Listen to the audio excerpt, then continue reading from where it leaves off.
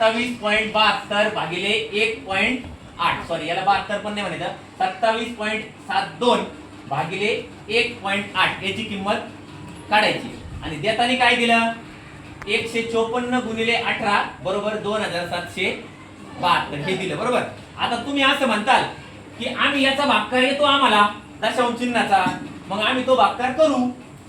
मग जर तुम्ही तसा करणं अपेक्षित धरलं तर मग हे देण्याचं काय आपल्याला म्हणजे उपयोग काय हे कशासाठी दिलं काहीतरी कारण तर असणार का नाही हे देण्याचं. तर बघू आता आपल्याला हे उत्तर काढायचं पण कुठलीही कॅल्क्युलेशन गुणाकार भागाकार न करता काढायचं.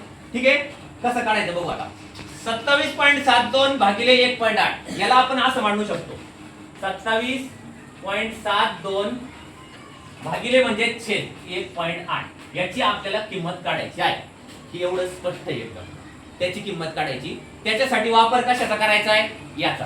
जर छोटंसं बारीक निरीक्षण केलं तर काय दिसतंय आपल्याला हे अंक दिसतायत ते इथं आहेत हे दिसतंय ते पण इथं आहे. फक्त फरक कशाचा आहे कशाचा फरक आहे दशांश चिन्हाचा फरक आहे. काहीतरी आहे ट्रिक का ज्याच्यावरून आपल्याला ते उत्तर निघणार आहे. बघू कशी आहे हे आपल्याला दिलेलं आहे याचा वापर करूयात आपण. आपल्याला हे अशा स्वरूपामध्ये पाहिजे का नाही मग हे सगळ्या गोष्टी आपण एकत्र करू. हे 18 काय करू इकडे घेऊन जाऊ चालतील. मग हे 154 असेच राहिले बरोबर 2772 हे गुणिले 18 आहेत ते काय होतील तिकडे गेल्यावर बघा आलंय का थोडंसं मिळतं जुळतं येऊ राहिलंय अजून वेळ लागणार आहे. याला छेद काय आहे का याला छेद किती देऊन घेऊयात 1. आता एकदम सोपं काम आहे बरं का आपलं अतिशय सोपं काम आहे. थोडीशी जागा करतो मी इथं आता अशा पद्धतीमध्ये लिहितो.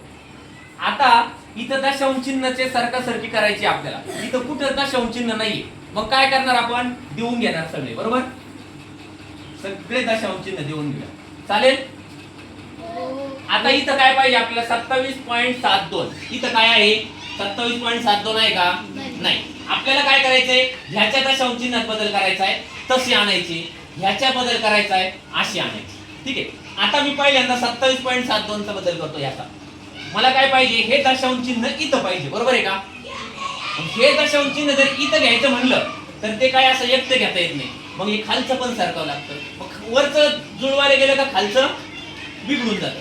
मग काय करायचं त्याला पर्याय ज्यावेळी आपण हे बदलतो त्यावेळी आपल्याला हे बदलावं लागतं आणि जर हे बदलायचं नसेल तर ह्याच्या ऐवजी इथं बदल बरोबर. ह्या दोघात बदलू शकतो ह्या दोघात बदलू शकतो येतंय लक्षात किंवा ह्या दोघात बदलू. आता मी काय करेन दोन घरं सरकवायचे का नाही मला 27.72 मग मी हे इथं घेतो बघा सरकवलंय याचं कुठं आहे इथं आहे हे इकडे सरकवतो मी दोन घरं जुळलंय का हे बघा 27.72 पाहिजे तुम्हाला वरती आलीत का. आता छेद मला काय पाहिजे 1.8 इथं नाहीये तसा काय करावं लागेल रे किती घरं सरकावं लागल 1. ठीक आहे जाऊ द्यायचं एक घर इकडं आलं ह्याचं काय इथं आहे हे जाऊ दे एक घर इकडं. काय तयार झालंय 1.54 छेद 0.1 म्हणजे 0.1 बरोबर 27.72 छेद 1.8 याची आपल्याला किंमत काढायची आहे बरोबर. त्या स्वरूपामध्ये आणलंय आपण. आता आले काय फक्त इथं आलोय आपण अंतिम टप्प्यात. आपलं उत्तर निघाले पुस्तकात बघा दिलेले पर्याय असे आहेत का नाही. काय बदलले तिथं अंश छेद रूपात नाही दशांश चिन्ह गायब करायचे असंच ना. ठीक आहे आता आपल्याला हे पाहिजे असं मिळालंय याच्यामध्ये काहीच बदल करायचा नाही. मग आपल्याला इथं छेद गायब करायचा आहे म्हणजे छेद किती आणायचा आहे 1 छेद आणायचा. 1 छेद आणायचा असेल तर हे दशांश चिन्ह पुन्हा पुढे घेऊन जावं लागेल. एक घर उजवीकडे जाऊयात एक घर उजवीकडे इथं आलं परत याचं गेलं म्हणजे याचं पण कारण तिकडे बदल करायचा नाही आपल्याला. हे जाऊ दे इकडे एक घर काय आलंय 15.4 छेद 1 लिहायची गरज नाही बरोबर 27.72 छेद 1.8 याची किंमत किती येते 15.4 ही अपेक्षित आहे आपल्याला. आलं लक्षात आहे का उत्तर तसं तिथं तो पर्याय आहे.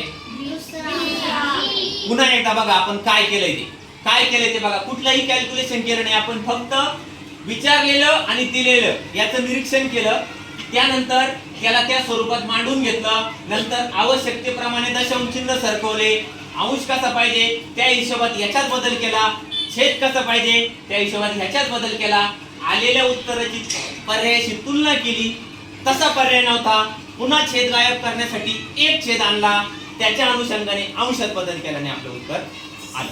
आलं लक्षात? तुम्ही डायरेक्टली असा भागाकार करून पण उत्तर आणू शकता. तुम्ही जर सरळ सरळ भागाकार केला 27.72 भागिले 1.8 तरी पण उत्तर येऊ शकतं, काही अडचण नाही. परंतु आपल्याला ह्याचा काय हे का दिलंय मग, तर हे ह्याच्यासाठी दिलंय, अपेक्षा अशी आहे की आपल्याला दशांश चिन्ह सरकवता आले पाहिजेत, दशांश चिन्हाचे वरील क्रिया करता आले पाहिजे. ठीक आहे.